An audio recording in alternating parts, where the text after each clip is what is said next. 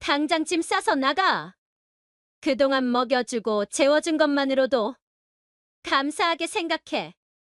아버지 장례식 날 새어머니가 15살 소녀에게 내뱉은 잔혹한 말이었습니다. 내 핏줄도 아닌 게 뻔뻔하게. 왜 아직도 여기 있는 거니? 겨울밤 가방 하나로 쫓겨난 소녀는 7년 후 500억 빌딩 앞에서 웃으며 말했습니다. 짐을 싸서 나가라고 하셨을 때 전 이미 제 미래를 준비하고 있었습니다. 도대체 이 소녀에게 무슨 일이 벌어진 걸까요? 그리고 그녀를 쫓아낸 새어머니는 과연 어떤 최후를 맞게 될까요? 시청 전에 구독과 좋아요 꼭 부탁드립니다. 영상 제작에 큰 힘이 됩니다. 당장 짐 싸서 나가. 그동안 먹여주고 재워준 것만으로도 감사하게 생각해. 혹독한 12월 추위가 서울 강남구 한복판의 장례식장까지 파고들었습니다. 15세 소녀 강유나는 아버지의 영정사진 앞에서 믿을 수 없는 말을 듣고 있었죠. 새어머니 박혜진의 차갑고 날카로운 목소리가 장례식장 한 모퉁이에 울려 퍼졌습니다. 조문객들의 수군거림 속에서도 혜진의 목소리는 유독 차갑고 명확했어요. 이 집은 이제 네가 있을 곳이 아니야. 알겠지?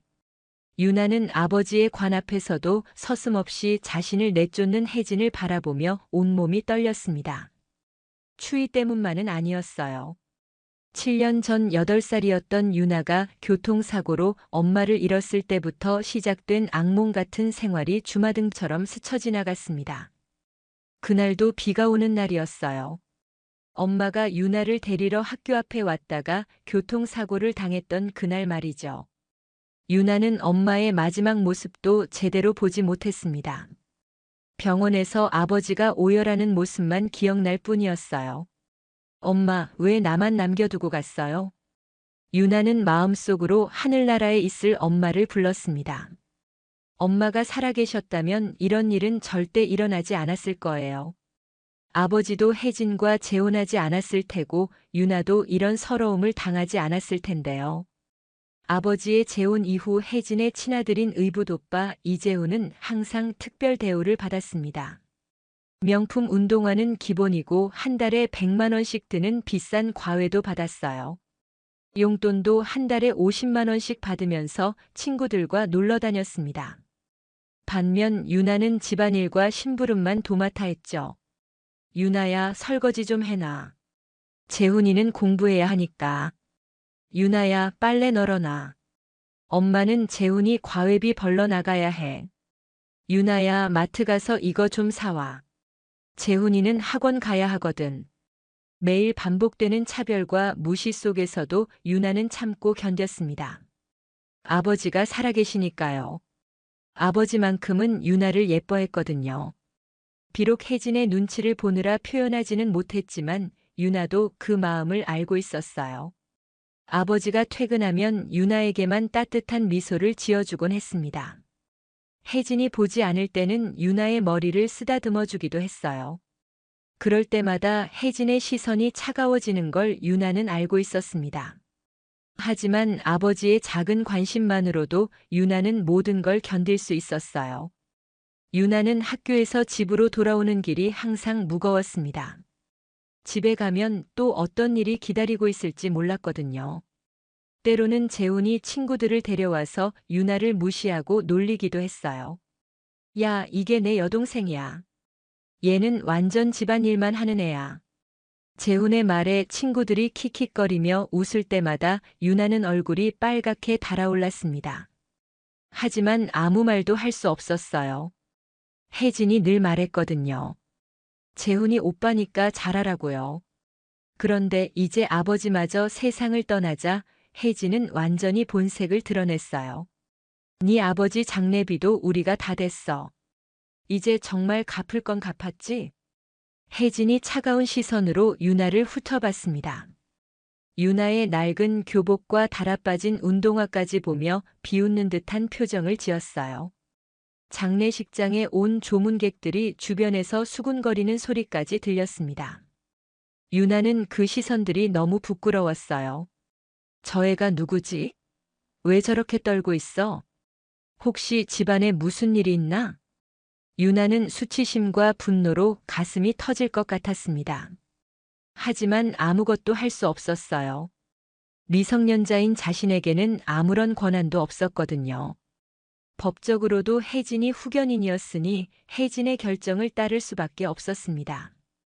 재훈아, 너도 이제 고등학생인데 이런 애가 집에 있으면 친구들 부르기도 창피하잖아. 네, 엄마. 저도 그런 생각했어요. 솔직히 불편했거든요. 재훈까지 동조하자 유나는 더 이상 참을 수 없었습니다. 아버지의 관 앞에서 벌어지는 이 잔혹한 현실이 믿어지지 않았어요. 재훈은 유나보다 3살 많았지만 항상 유나를 무시하고 업신여겼습니다. 엄마, 얘 때문에 우리 집안 분위기가 너무 무거워요. 제 친구들도 오기 싫어하더라고요. 재훈의 말에 혜진이 고개를 끄덕였습니다. 어머니, 제발요. 저도 아버지 딸이에요. 어디 갈 곳도 없고. 딸, 너는 그냥 얹혀 살던 애일 뿐이야. 이제 다 컸으니까 알아서 살아. 혜진의 목소리에는 일말의 동정심도 없었습니다. 마치 오래전부터 계획해왔던 일처럼 차갑고 단호했어요. 실제로 혜진은 유나의 아버지가 병원에 입원했을 때부터 이미 계획을 세워뒀던 거였습니다. 아버지가 의식을 잃고 누워있을 때 이미 각종 서류들을 정리하고 있었거든요. 아버지 유산도 다 정리됐어. 당연히 재훈 가정이니까 재훈이가 다 받는 거고 너한테 줄 건 없으니까 그렇게 알아. 유나는 아버지가 생전에 자신을 위해 뭔가 남겨뒀을 거라고 믿었는데 그마저도 물거품이 되었습니다. 혜진은 이미 모든 걸 재훈 명의로 옮겨놨다고 했어요. 법적으로도 문제없다며 냉소적으로 웃었습니다. 네 아버지 통장에 있던 돈도 보험금도 다 재훈이 몫이야. 당연하지 않겠어? 아버지 명의의 집까지 재훈이 상속받게 되어 있다며 혜진은 서류를 흔들어 보였어요. 유나는 그 서류가 진짜인지 가짜인지도 알 수 없었습니다. 15살 소녀에게는 너무 복잡한 법적 문제였거든요. 유나의 머릿속이 하얘졌습니다. 아버지가 자신을 위해 준비해뒀을 거라는 마지막 희망마저 사라진 순간이었어요. 정말로 이 세상에 자신의 편은 아무도 없는 걸까요? 가방 하나만 싸서 나가. 오늘 밤까지. 유나는 떨리는 손으로 아버지의 영정 사진을 마지막으로 바라봤어요. 아버지의 따뜻했던 미소가 떠오르며 눈물이 쏟아졌습니다. 아버지라면 절대 이런 일이 일어나도록 두지 않으셨을 텐데요. 아버지, 저 잘 살 수 있을까요? 정말 무서워요. 하지만 아무도 대답해주지 않았습니다. 조문객들은 어색한 분위기를 느끼며 하나둘 자리를 뜨기 시작했어요. 몇몇 사람들이 유나를 동정하는 눈빛으로 바라봤지만 누구도 직접 나서서 도와주지는 않았습니다. 유나는 혼자 남겨진 아버지의 관 앞에서 오열했습니다. 7년간 참고 견뎌왔던 모든 서러움이 한꺼번에 터져나왔어요. 이제 정말로 세상에 혼자 남게 된 것이었습니다.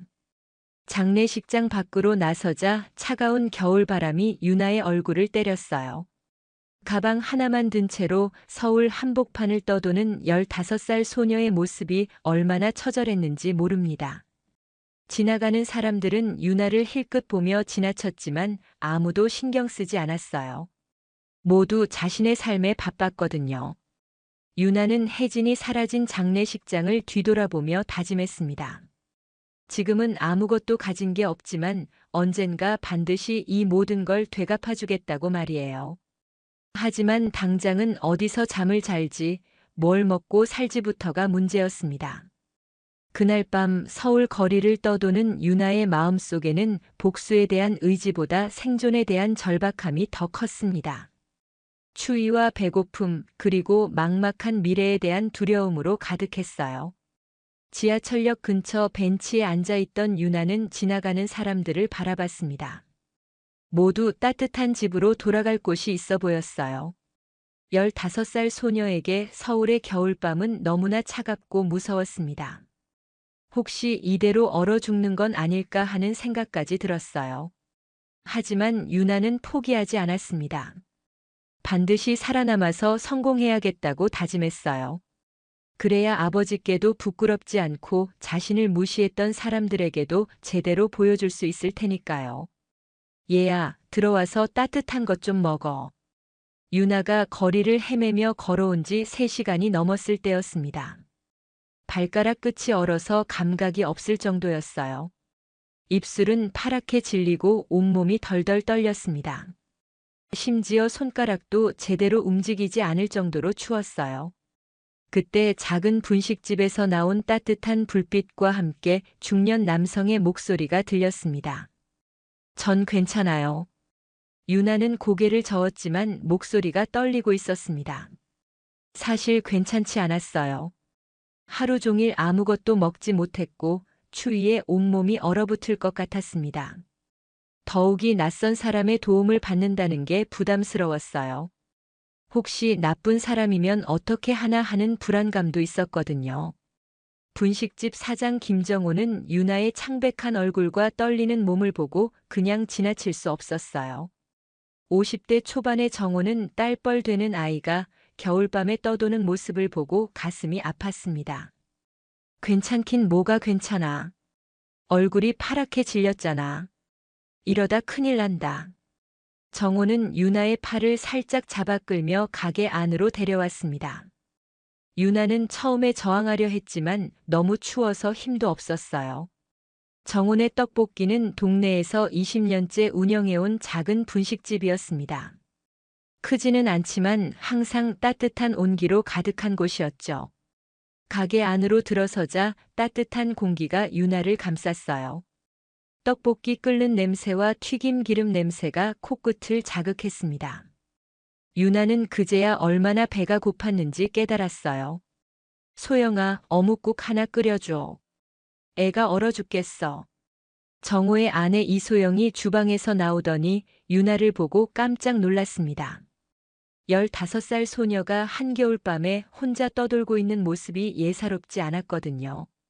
소영은 40대 후반의 다정한 여성이었는데 유나를 보는 순간 모성 본능이 발동했어요. 아이고 얘야. 어디서 왔니? 부모님은 어디 계시고? 소영의 목소리는 정말로 따뜻했습니다. 7년간 혜진에게 시달리며 살았던 유나에게는 오랜만에 듣는 다정한 여성의 목소리였어요. 유나는 그 순간 엄마가 그리워져서 울음이 터져나올 뻔했습니다. 따뜻한 어묵국을 내주자 유나는 처음으로 하루 종일 먹지 못했던 걸 깨달았습니다. 아침에는 아버지 장례식 때문에, 낮에는 혜진에게 쫓겨나는 일 때문에 정신이 없어서 아무것도 먹지 못했거든요. 국물 한 모금을 마시자 눈물이 주르륵 흘러내렸어요. 몸이 녹는 것 같았습니다. 차가웠던 속이 따뜻해지면서 살아있다는 느낌이 들었어요. 맛있어요. 정말 맛있어요. 유나는 울면서 어묵국을 마셨습니다. 음식이 맛있어서가 아니라 누군가의 따뜻한 마음이 느껴져서였어요. 7년간 혜진 밑에서 살면서 이런 무조건적인 친절을 받아본 적이 없었거든요. 천천히 먹어. 뜨거우니까 대지 말고. 소영이 유나의 등을 토닥이며 위로했습니다. 유나는 이런 따뜻한 손길이 얼마나 그리웠는지 몰랐어요. 어렸을 때 엄마가 해주던 것처럼 말이죠. 괜찮니? 많이 힘들었구나. 소영의 말에 유나의 눈물이 더욱 쏟아졌습니다. 그동안 혼자 참고 견뎌왔던 모든 것들이 한꺼번에 터져 나오는 것 같았어요. 정우와 소영은 유나의 사연을 차근차근 들어봤습니다. 유나는 처음엔 망설였지만 결국 모든 이야기를 털어놨어요. 아버지의 장례식에서 쫓겨난 일부터 지금까지의 상황까지 7년간 겪었던 모든 서러움까지도요. 엄마가 돌아가시고 나서 아버지가 새어머니와 재혼하셨는데 그때부터 정말 힘들었어요. 유나는 혜진과 재훈에게 당했던 일들을 하나하나 털어놨습니다. 매일 집안일만 시키고 재훈이는 특별 대우를 받으면서 자신만 무시당했던 이야기들을요. 장례식장에서 쫓겨났다고. 15살 애를. 정호가 믿을 수 없다는 표정을 지었습니다. 아무리 새어머니라고 해도 아버지 장례식 당일에 미성년자를 내쫓는다는 건 상상할 수 없는 일이었거든요. 세상에 어떻게 그럴 수가 있지? 그것도 한겨울에. 소영도 분노와 안타까움이 섞인 목소리로 말했습니다. 두 사람은 결혼한 지 20년이 넘었지만 아이가 없었어요. 그래서 유나를 보는 순간 마음이 더욱 짠했습니다. 그럼 지금 갈 곳이 없구나? 네. 친척도 없고 아는 사람도 없어요. 엄마 쪽 친척들은 엄마가 돌아가신 후로 연락이 끊어졌고요. 유나의 목소리가 점점 작아졌습니다. 막막한 현실을 말로 하니 더욱 절망스러웠어요. 정말로 세상에 자신 혼자 남겨진 것 같았습니다. 돈은 있니? 아니요. 용돈도 안 주셨거든요. 정우와 소영은 서로 눈을 마주봤습니다. 이 아이를 그냥 보낼 수는 없겠다는 마음이 들었어요. 그럼 우리 집에서 지내면 안 되겠니? 소영의 제안에 유나는 고개를 젓고 만류했어요. 아니에요. 폐만 끼쳐드릴 텐데. 그리고 저 같은 애를 도와주시면 오히려 손해만 보실 거예요. 유나는 자신감이 없었어요. 7년간 혜진에게 들었던 말들 때문이었습니다. 내가 뭘 할 수 있겠냐, 쓸모없는 애 같은 말들을 너무 많이 들어서 자존감이 바닥까지 떨어져 있었거든요. 폐가 아니야. 우리도 딸 같은 아이가 있으면 좋겠다고 생각해왔거든. 정우가 진심 어린 목소리로 말했습니다. 실제로 정우와 소영은 아이가 없어서 늘 아쉬워했거든요. 유나를 보는 순간 운명 같은 만남이라고 생각했어요. 하지만 그냥 도움만 받을 수는 없어요. 저도 뭔가 해야 해요. 유나가 자존심을 지키려 했지만 정호는 이미 계획이 있었습니다. 대신 조건이 있어. 우리 가게 일 도와주면서 용돈 벌어야 돼. 15살이면 합법적으로 아르바이트 할 수 있잖니? 정호는 유나의 자존심을 지켜주려고 일부러 조건을 걸었습니다. 그냥 도와주는 게 아니라 정당한 대가를 받고 일하는 거라고 말이에요. 정말요? 제가 할 수 있을까요? 일해본 적이 없는데요. 물론이지. 우리가 다 가르쳐 줄 테니까. 어려운 일 아니야. 소영이 유나의 손을 잡으며 미소 지었습니다. 유나의 손은 아직도 차가웠지만 점점 따뜻해지고 있었어요. 그럼 처음에는 설거지나 청소 같은 간단한 일부터 시작하고 천천히 음식 만드는 것도 배워보자. 정호의 말에 유나는 고개를 끄덕였습니다. 뭔가 할 수 있는 일이 있다는 게 고마웠어요. 그날 밤 유나는 처음으로 진짜 집 같은 곳에서 잠들었습니다. 가게 뒷방에 마련된 작은 침대였지만 세상에서 가장 편안했어요. 소영이 직접 이불을 덮어주고 잘 자라고 인사할 때 유나는 울음이 터져 나올 뻔했습니다. 우리가 내 가족이야. 이제 걱정하지 마. 소영의 말이 유나의 마음속 깊이 새겨졌습니다. 7년간 새어머니 밑에서 눈치만 보며 살았던 유나에게 이런 따뜻한 말을 해주는 사람이 있다는 게 기적 같았어요. 내일부터 떡볶이 양념 만드는 법부터 가르쳐 줄게. 우리 비법이거든. 정호가 웃으며 말했습니다. 유나는 그날 밤 처음으로 희망이라는 것을 느꼈어요.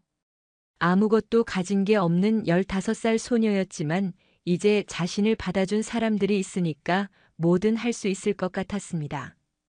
다음 날 아침 유나는 새벽 5시에 일어났습니다. 정우와 소영이 깨기 전에 가게 청소를 하고 싶었어요.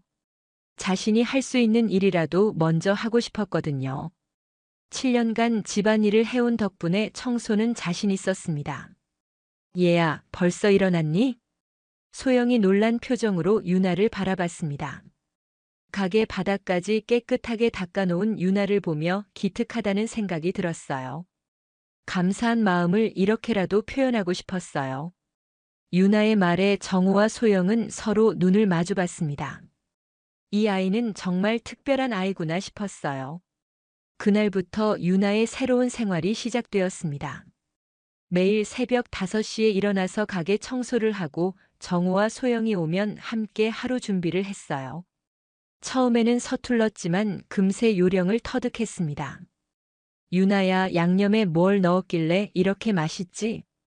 정호가 신기한 표정으로 유나가 만든 떡볶이를 한 입 먹어봤습니다.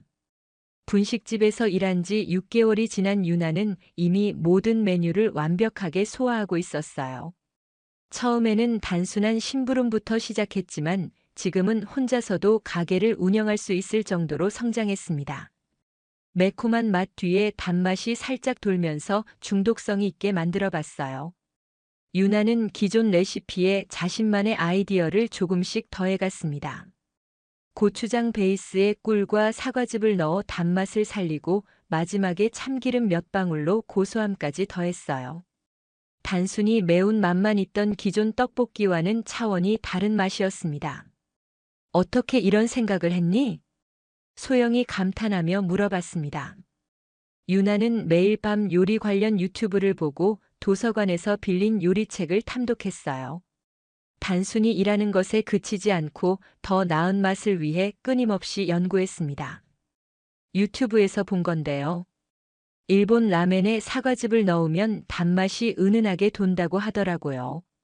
그래서 떡볶이에도 적용해 봤어요. 유나는 단순히 따라하는 것이 아니라 응용할 줄 알았어요. 다른 음식의 원리를 이해하고 떡볶이에 맞게 조정한 것이었습니다. 16세라고는 믿기 어려운 창의력이었죠. 이거 완전 대박인데? 소영이 흥미진진한 표정으로 말했습니다. 유나의 새 레시피로 만든 떡볶이는 기존 메뉴와는 차원이 다른 맛이었거든요. 달콤함과 매운맛의 절묘한 조화가 입맛을 돋웠어요. 한 번 먹으면 계속 생각나는 중독성이 있었습니다. 그럼 이거로 신메뉴 내볼까? 유나의 제안에 정호 부부는 흔쾌히 동의했습니다. 매콤달콤 떡볶이라는 이름으로 메뉴판에 올리자 손님들의 반응이 폭발적이었어요. 첫날부터 주문이 쇄도했습니다. 사장님, 이 떡볶이 진짜 맛있어요. 레시피가 뭐예요? 어디서도 먹어본 적 없는 맛인데요. 정말 신기해요. 완전 중독적이에요. 매일 와서 먹고 싶어질 것 같아요. 대학생 손님들이 매일같이 몰려들기 시작했습니다. 소문이 소문을 낳으면서 동네 맛집으로 입소문이 퍼져나갔어요. 유나는 여기서 멈추지 않았습니다. 사장님, 인스타그램 계정 만들어 보면 어떨까요? 요즘 젊은 사람들은 다 인스타그램으로 맛집을 찾아보거든요. 유나의 제안에 정호는 고개를 갸웃했습니다. 그게 뭔지는 잘 모르겠는데 내가 알아서 해봐. 인스타그램이 막 유행하기 시작하던 시기였는데 유나는 트렌드를 빠르게 파악했어요. 젊은 세대의 감각이 있었던 거죠. 유나는 정혼의 떡볶이 인스타그램 계정을 만들어서 매일 음식 사진을 올렸습니다. 떡볶이가 끓는 모습부터 완성된 음식까지 먹음직스럽게 사진을 찍어서 올렸어요. 해시태그도 열심히 달았습니다. 맛집, 떡볶이, 매콤달콤, 대학로, 분식집, 인생떡볶이 이런 식으로요. 사진 찍는 실력도 점점 늘어서 전문가 수준이 되었어요. 조명과 구도를 고려해서 정말 맛있어 보이는 사진들을 올렸습니다. 유나의 마케팅 센스가 빛을 발했습니다. 정혼의 떡볶이 인스타그램 팔로워가 1만 명을 넘어서면서 멀리서도 사람들이 찾아오기 시작했어요. 심지어 다른 동네에서 지하철 타고 오는 손님들도 있었습니다. 와, 인스타그램에서 봤는데 정말 맛있네요. 사진이랑 똑같아요. 진짜 예뻐요. 인스타그램 보고 왔어요. 완전 핫플레이스네요. 젊은 손님들의 반응에 정호와 소영은 신기해했습니다. 20년간 운영한 가게가 유나 덕분에 완전히 새로워진 것 같았어요. 학생증 보여주시면 500원 할인해드려요. 유나가 제안한 학생 할인제도 대성공이었습니다. 근처 대학가 학생들이 단골이 되면서 매출이 눈에 띄게 늘었어요. 점심시간과 저녁시간에는 줄을 서서 기다려야 할 정도였습니다. 유나는 손님들의 패턴까지 파악했어요. 점심시간에는 간단히 먹을 수 있는 메뉴를, 저녁시간에는 든든한 메뉴를 추천했습니다. 고객 서비스에도 남다른 센스를 보였어요. 배달 앱에도 등록하면 어떨까요? 배달 앱이 막 활성화되던 시기였는데 유나는 트렌드를 빠르게 파악했습니다. 배달 앱 등록 절차부터 메뉴 사진 촬영까지 모든 걸 유나가 처리했어요. 배달 주문이 늘면서 하루 매출이 50만 원을 넘어서기 시작했습니다. 예전에 하루 15만 원 정도 벌던 것과 비교하면 3배 이상 증가한 거였어요. 20년간 운영해온 가게가 이렇게 급성장한 건 처음이었습니다. 우리 딸이 천재구나. 이런 아이디어는 어떻게 다 생각해내니? 정호가 흐뭇한 표정으로 유나를 바라봤습니다. 6개월 전 떨면서 들어온 15살 소녀가 이렇게 놀라운 변화를 만들어낼 줄은 꿈에도 몰랐거든요. 유나 덕분에 매출이 3배나 늘었어. 이제 우리도 좀 여유가 생겼네. 소영도 신기해했습니다. 20년째 운영해온 분식집이 유나가 온 후 완전히 새로워졌어요. 젊은 손님들로 가게가 항상 북적이고 동네 맛집으로 소문이 나면서 줄 서서 먹는 곳이 되었습니다. 유나는 단순히 아이디어만 제시하는 것이 아니라 직접 실행에 옮겼어요. 새벽 5시에 일어나서 재료 준비부터 마감까지 성실히 일했습니다. 손님 응대도 친절하게 하고 가게 청소도 완벽했어요. 손님들도 유나를 좋아했습니다. 16세 소녀가 이렇게 열심히 일하는 모습이 기특해 보였거든요. 여기 사장 딸이 정말 대단하네요. 나이가 어린데도 완전 프로 같아요. 유나는 손님들의 칭찬을 들을 때마다 뿌듯했어요. 자신도 인정받을 수 있는 일이 있다는 게 신기했습니다. 아버지, 어머니, 정말 감사해요. 유나는 진심으로 고마웠습니다. 6개월 전 아무것도 몰랐던 자신이 이렇게 많은 걸 배울 수 있었던 건 정호 부부 덕분이었거든요. 고맙긴 우리가 고맙지. 덕분에 가게가 이렇게 잘 되는데. 하지만 유나의 꿈은 여기서 끝이 아니었습니다. 매일 밤 경영 관련 책을 읽으며 더 큰 사업에 대해 공부했어요. 요리책도 탐독하면서 새로운 메뉴 개발에 몰두했습니다. 도서관에서 빌린 창업 관련 서적들로 침대 옆이 가득했어요. 유나는 매일 일기를 썼습니다. 하루에 있었던 일들과 배운 것들, 그리고 앞으로의 계획까지 꼼꼼히 적었어요. 언젠가 자신만의 사업을 해야겠다는 생각이 점점 구체화되고 있었습니다. 매출 증가와 함께 유나의 월급도 올랐어요. 처음에는 80만 원이었는데 이제는 150만 원을 받게 되었습니다. 유나는 한 푼도 쓰지 않고 모두 저축했어요. 언젠가 독립할 때를 대비해서 말이죠. 이제 더 큰 꿈을 꿔도 될 것 같은데. 정호가 유나의 가능성을 인정하며 격려했습니다. 분식집에서의 성공은 유나에게 자신감을 심어줬어요. 이제 더 큰 도전을 해볼 때가 온 것 같았습니다. 언젠가 제 가게를 차려보고 싶어요. 건강한 한식을 파는 가게요. 유나의 말에 정호와 소영은 전혀 놀라지 않았습니다. 이미 충분히 예상하고 있던 일이었거든요. 그래, 우리 딸이면 충분히 할 수 있어. 우리가 뒷받침해 줄 테니까. 18개월간의 분식집 생활을 통해 유나는 장사의 기본기부터 고객 서비스, 마케팅까지 모든 걸 배웠습니다. 이제 독립할 준비가 되었어요. 사장님, 이 자리 임대료가 얼마예요?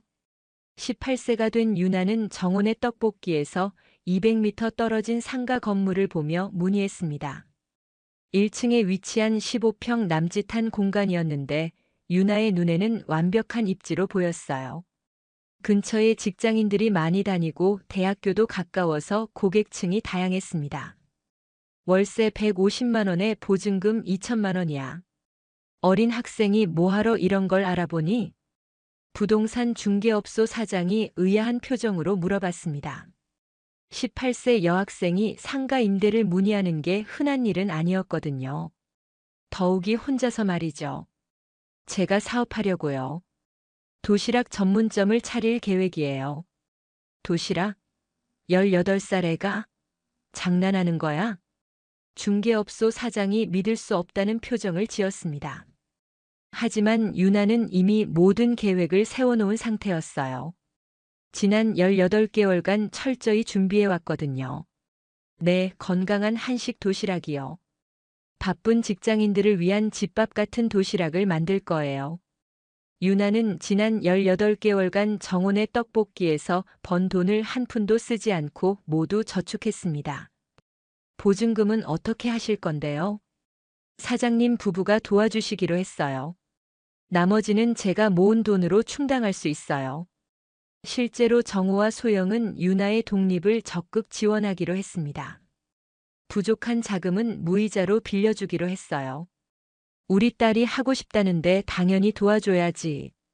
정우는 유나를 정말 딸처럼 생각하고 있었습니다. 18개월 동안 함께 지내면서 진짜 가족 같은 정이 들었거든요. 하지만 너무 빨리 독립하는 거 아니야? 좀 더 경험을 쌓고 나서. 소영은 걱정스러운 마음에 말했지만 유나의 의지는 확고했어요. 지금이 적기인 것 같아요. 더 늦으면 용기가 없어질 것 같아서요. 유나는 이미 사업 계획서까지 작성해 놓았습니다. 목표 고객층, 메뉴 구성, 마케팅 전략까지 상세하게 계획했어요. 18살이라고는 믿기 어려울 정도로 체계적이었습니다. 유나 키친이라는 상호로 건강한 한식 도시락 전문점을 운영할 거예요. 바쁜 현대인을 위한 집밥 같은 도시락이 컨셉이에요. 정성스럽게 만든 반찬 10가지가 들어간 도시락을 6,000원에 판매하는 게 목표였습니다. 근처 직장인들이 점심 한 끼를 해결하기에 부담 없는 가격이었어요. 준비는 다 됐어? 네. 메뉴도 정했고 공급업체도 알아봤어요. 용기랑 포장지 업체도 연락했고요. 유나는 몇 달 전부터 차근차근 준비해 왔습니다. 새벽 시장에 가서 재료 가격도 알아보고 음식 용기 업체들과도 미리 상담을 받았어요. 심지어 보건소에 가서 영업신고 절차까지 미리 알아둔 상태였습니다. 개업 준비에 한 달 정도 걸릴 것 같아요. 인테리어는 최대한 간단하게 하고 주방 설비에 집중할 거예요. 그럼 우리가 도와줄 수 있는 건 뭐가 있을까? 정호가 적극적으로 지원 의사를 밝혔습니다. 그동안 유나가 얼마나 성실하고 똑똑한지 지켜봤거든요. 개업하기 전에 시식 이벤트 같은 거 할 때 홍보 좀 도와주세요. 유나는 이미 개업 전 마케팅 계획까지 세워놓았어요. 주변 직장인들을 대상으로 시식 이벤트를 열어서 미리 입소문을 내려고 했습니다. 또한 개업 첫 주에는 런치박스 3개 구매 시 1개 무료 증정 같은 이벤트도 계획했어요. 초기 고객 확보를 위한 전략이었습니다. 한 달의 준비 기간을 거쳐 드디어 유나키친 1호점이 문을 열었습니다. 15평 남짓한 작은 공간이었지만 유나에게는 꿈의 시작이었어요. 새벽 4시부터 나와서 반찬을 준비하고 7시부터 도시락을 포장했습니다. 개업 당일 첫 손님이 들어왔을 때 유나의 심장은 쿵쾅거렸어요. 어서 오세요. 유나 키친입니다. 제가 사장입니다. 첫 손님에게 인사하는 유나의 목소리는 당당했어요. 18살 여학생이 혼자 사업을 한다는 게 신기했는지 손님들이 관심을 보였습니다. 진짜 18살이에요? 대단하네요. 고등학생 때부터 분식집에서 일하면서 준비했어요. 유나의 도시락은 첫날부터 입소문을 탔습니다. 10가지 반찬이 정성스럽게 들어있는데 가격은 6,000원이었거든요. 근처 도시락집들보다 훨씬 구성이 좋았어요. 이 가격에 이렇게 많이 주세요? 반찬도 정말 집에서 해먹는 맛이에요. 매일 새로 만드시는 거예요?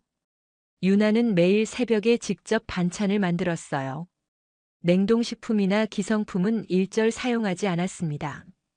정말 집밥 같은 맛을 내기 위해서였어요. 개업 일주일 만에 하루 평균 80개씩 판매하기 시작했습니다. 한 달 후에는 120개로 늘었고 3개월 후에는 하루 200개 완판을 달성했어요. 정말 성공할 줄 몰랐는데 유나 자신도 놀라웠습니다. 물론 쉽지만은 않았어요. 새벽 4시에 일어나서 밤 10시까지 일하는 살인적인 스케줄이었습니다. 때로는 너무 피곤해서 서서 졸기도 했어요. 하지만 자신의 가게를 운영한다는 자부심이 있었어요. 더 이상 누구 눈치를 볼 필요도 없고 모든 결정을 스스로 내릴 수 있었습니다. 손님들과의 소통도 즐거웠어요. 맛있다고 칭찬해주는 손님들을 볼 때마다 보람을 느꼈습니다. 사장님, 이 나물 무슨 나물이에요? 집에서도 해먹고 싶어요. 도라지 나물이에요. 레시피 알려드릴까요? 유나는 손님들과의 대화를 통해 메뉴 개발 아이디어도 얻었어요. 어떤 반찬을 좋아하는지, 어떤 맛을 원하는지 파악해서 메뉴에 반영했습니다. 유나야, 몸은 괜찮니? 너무 무리하는 거 아니야? 소영이 걱정스럽게 물어봤지만 유나는 행복했어요. 괜찮아요. 제가 하고 싶던 일이니까요. 6개월이 지나자 유나키친은 동네 유명 맛집이 되었어요. 직장인들 사이에서 입소문이 나면서 점심시간에는 줄을 서서 기다려야 할 정도였습니다. 월 매출도 3천만 원을 넘어서면서 안정적인 수익을 올리고 있었어요. 18살 소녀가 혼자 이룬 성과치고는 놀라운 것이었습니다. 유나 사장님, 투자 제안 좀 드리고 싶은데요. 유나키친을 운영한 지 1년이 지난 어느 날 깔끔한 정장을 입은 중년의 사업가가 찾아왔습니다.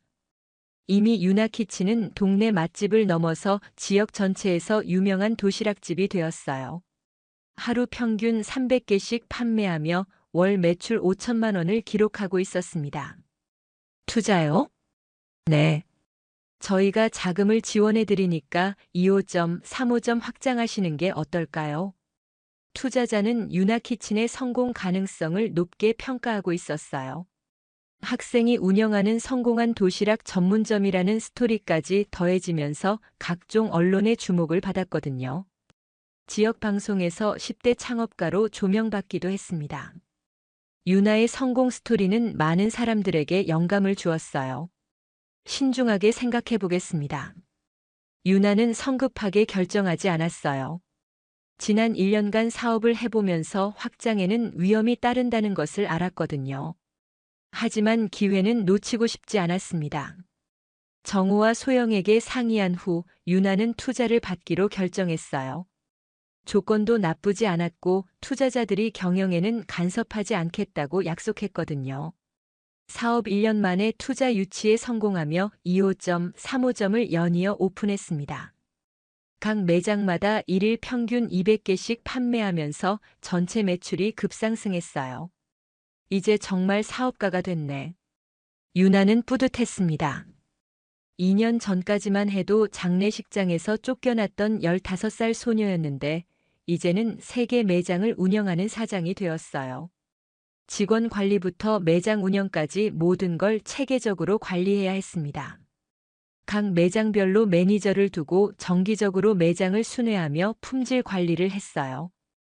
프랜차이즈 문의가 쇄도하고 젊은 CEO로 각종 언론에서 주목받기 시작했습니다.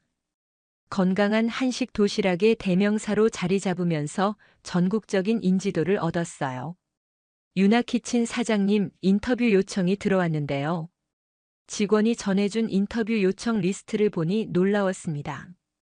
경제 전문지부터 여성 잡지까지 다양한 매체에서 유나와의 인터뷰를 원했어요. 어떻게 어린 나이에 이런 성공을 거둘 수 있었나요? 포기하지 않고 끝까지 해보자는 마음이었어요.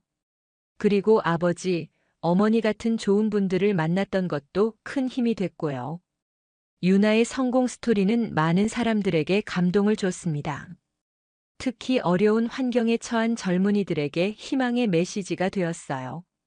동시에 유나키친 브랜드의 가치도 급상승했습니다. 건강한 한식의 대명사가 되면서 유나는 19세에 연 매출 50억을 달성했어요. 직원 수만 해도 50명이 넘었고 전국에 10개 매장을 운영하게 되었습니다. 정말 꿈 같아요. 이제 시작일 뿐이에요. 직원들과 함께한 생일 파티에서 유나는 환하게 웃었습니다. 20세 생일이었지만 이미 수십억 원의 매출을 올리는 기업의 대표였어요.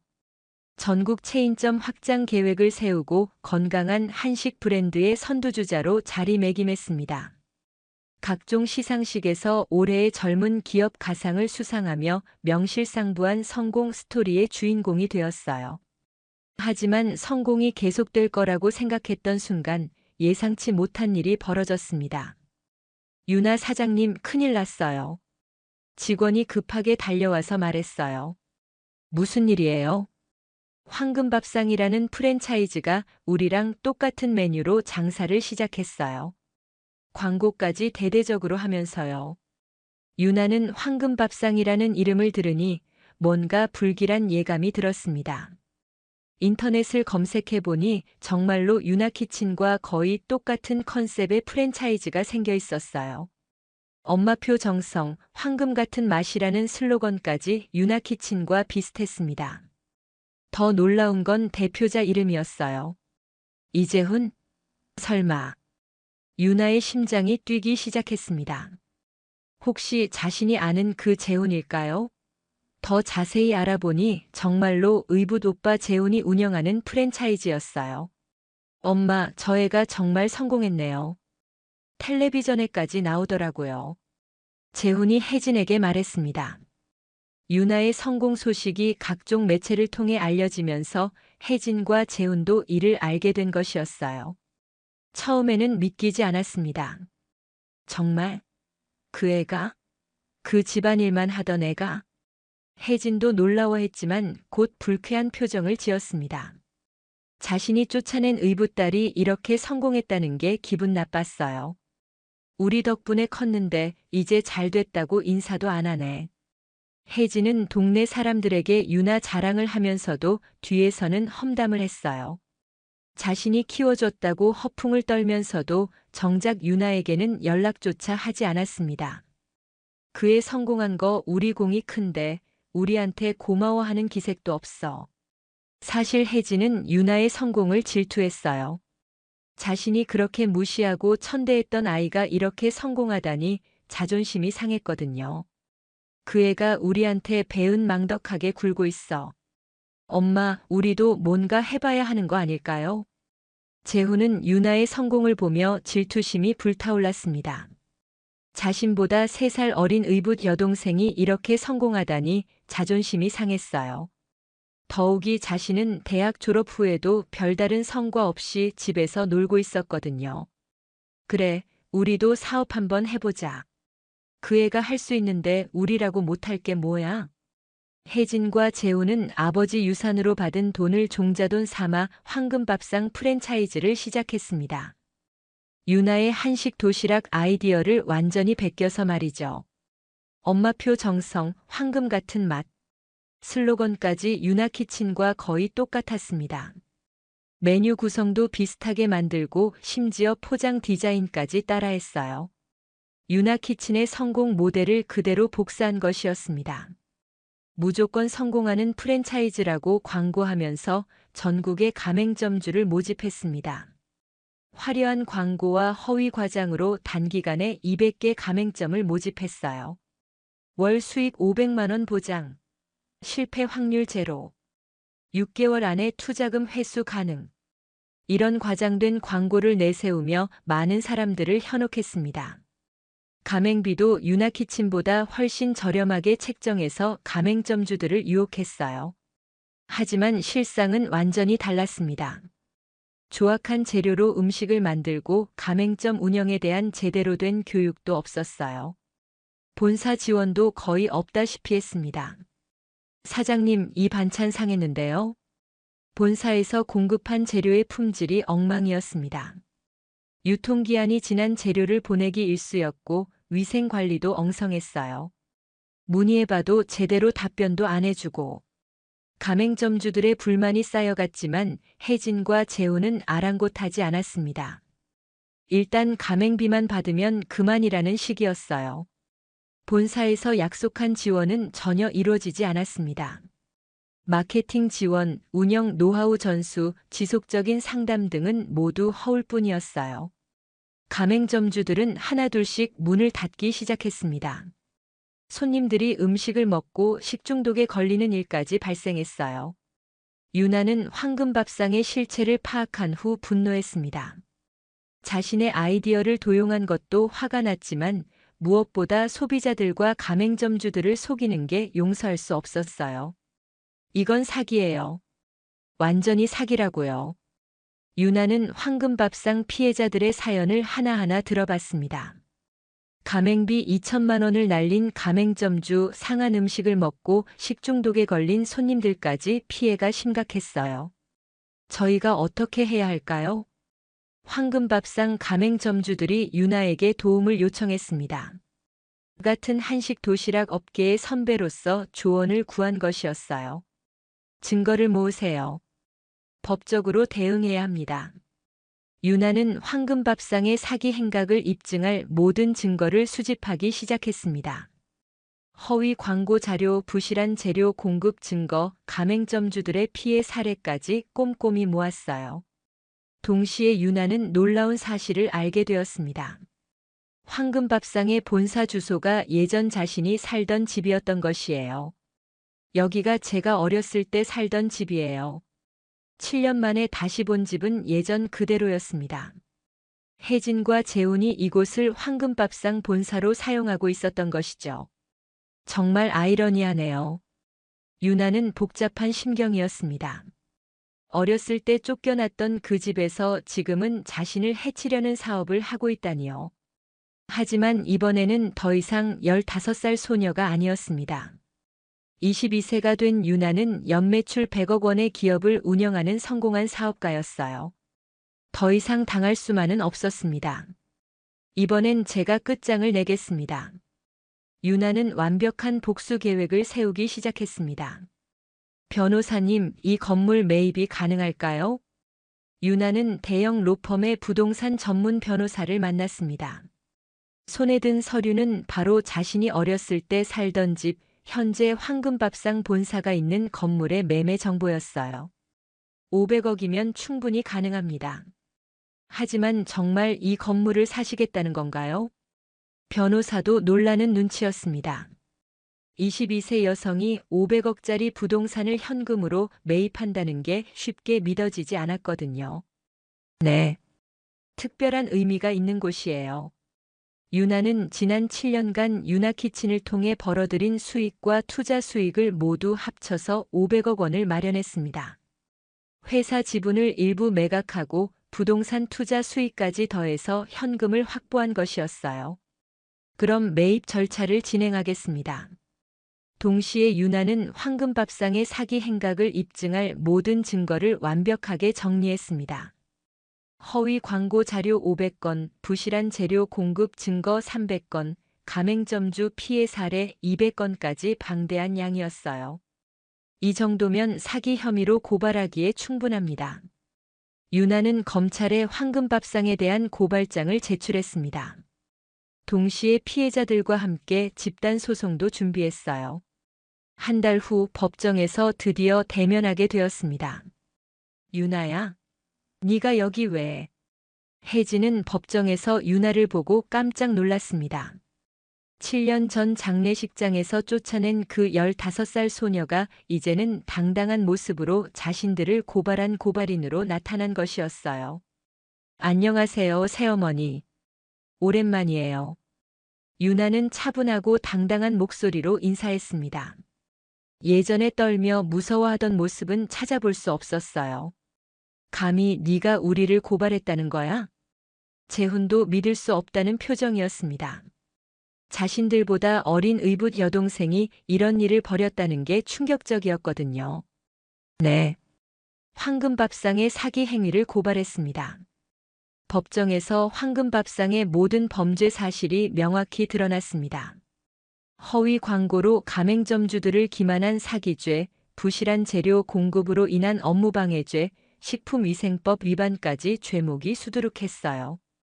피고인들은 무조건 성공한다고 허위 광고를 하며 200여 명의 가맹점주들을 기만했습니다.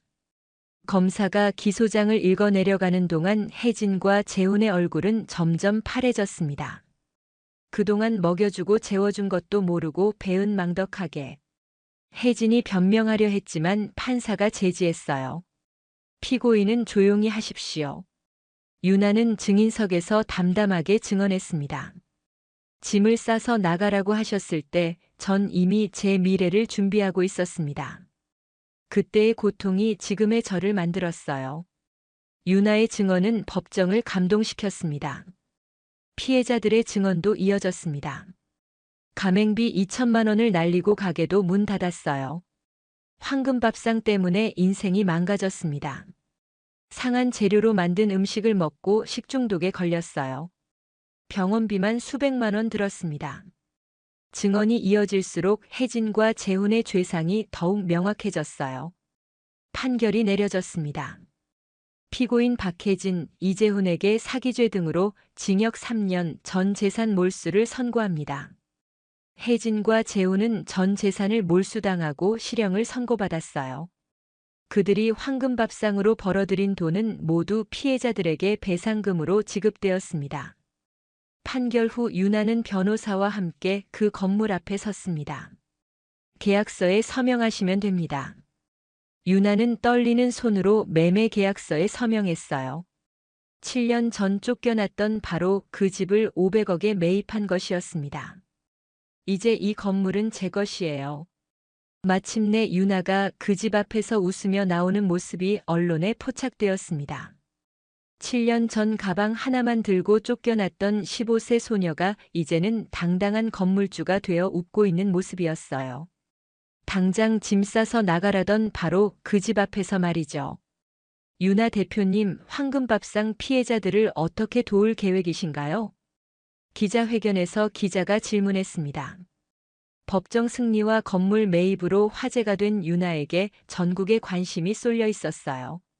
제가 매입한 500억 빌딩 일부를 무료로 제공해서 피해자들이 새로운 사업을 시작할 수 있도록 돕겠습니다. 유나의 발표에 기자들이 술렁였습니다. 복수를 완성한 후에도 피해자들을 위한 계획을 세워놨다는 게 놀라웠거든요. 개인적 복수보다 사회적 가치를 실현하는 게 더 중요하다고 생각합니다. 승리 후 유나는 황금밥상 피해자들을 위한 재창업 지원에 나섰습니다. 자신이 매입한 건물 1층과 2층을 무료로 제공해 피해자들이 새로운 사업을 시작할 수 있도록 도왔어요. 사장님, 정말 감사합니다. 새로운 시작을 할 수 있을 것 같아요. 황금밥상으로 인해 가게를 잃었던 가맹점주가 눈물을 흘리며 고마워했습니다. 유나는 단순히 공간만 제공하는 것이 아니라 창업 컨설팅, 자금 지원까지 체계적으로 도왔어요.